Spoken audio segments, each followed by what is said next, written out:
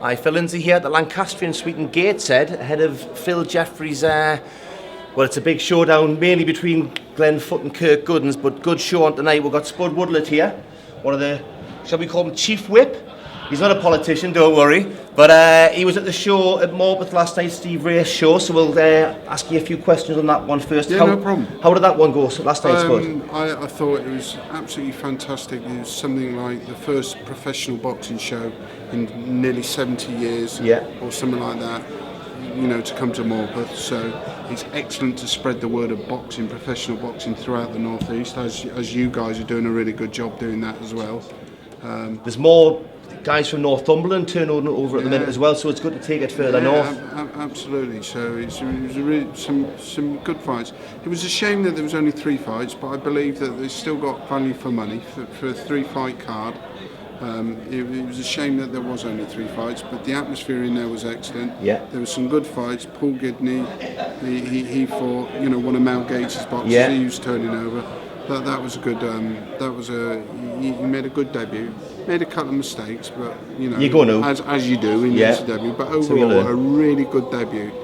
Then I can't remember who else was on the second fight. Was it Mark White next? Mark White. No, I was impressed with Mark.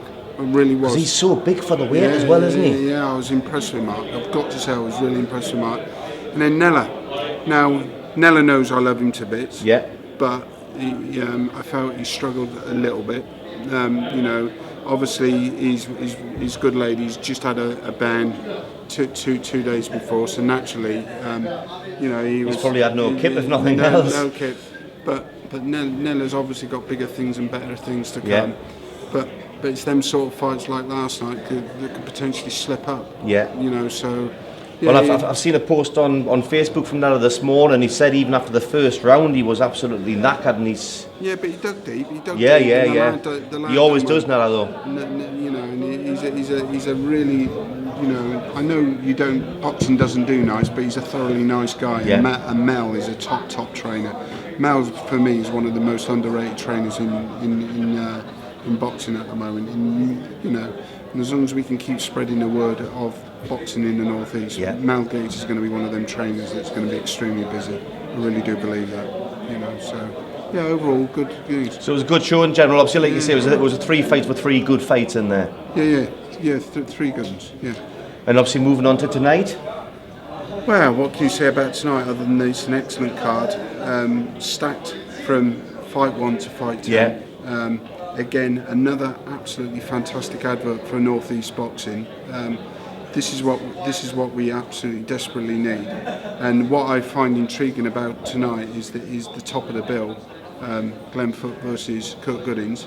Myself and my fellow whip Andy Wild have checked. There's always one. It's normally him. I'd like to say it's a pleasure. Well done if him on a little bit, yeah. He's just give him 20 quid. Thank you very much. But yeah, the Kirk Goodins Glenn Foot fight is to me intriguing, isn't it? It's very intriguing. You know, will Glenn bully Kirk out of it? Will Kirk outbox Glenn?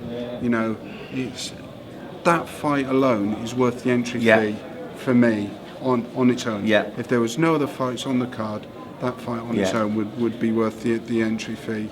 You know, and I think it's an excellent. Then you've got the Ward brothers on. You've got SO on. You know, in a little warm-up fight prior to his fight against Wallidin in a few weeks.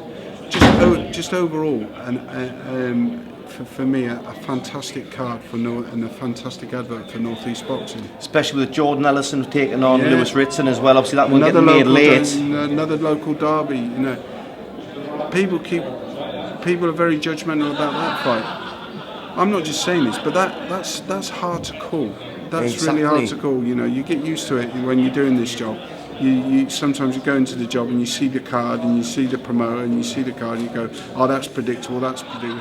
And then the fight comes out. You can't see that. You can't say that about this card. No, it's not predictable at all. So, you know, if fans go away moaning after tonight, then there's no pleasing them. There's no pleasing them, and then they're chewing.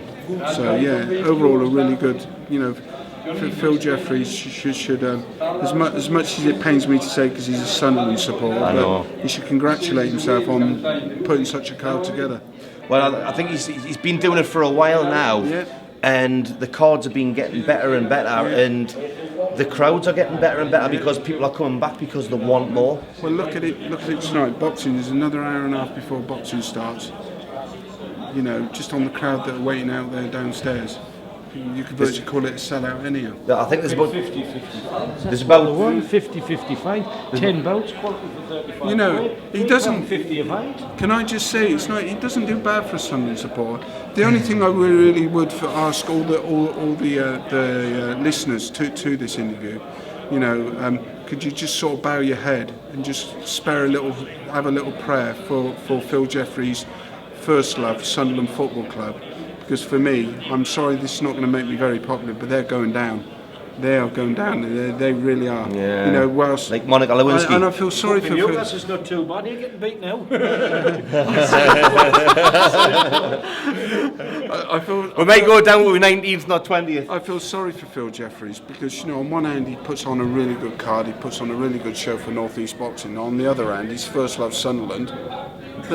They're up shit creek without a paddle. Yeah, so, they may do okay in the championship. But you know, I think you guys should congratulate yourselves as well. You know, you keep this going. You know, you're going to get lots of criticisms and lots of thumbs up and lots of thumbs downs and all that lot. But just keep it going because things like this, people listen to it time and time again, and you know. Newcastle is still bottom. Sunderland is still below the 2-1. Newcastle, you silly twat. Do you know this is the man I work for? Can you see what I mean? I'm full of compliments. I am, but you fucking said Sunderland are getting beat. Newcastle are getting beat, man. They're at home playing fucking Watford. Can I just take all back what I just said? Can we redo this interview because really go again. Well, have a great night today. First interview with Spud Woollatt, won't be the last. We'll get you again, mate. And it's Woollatt, you bastard. Ah! See you later.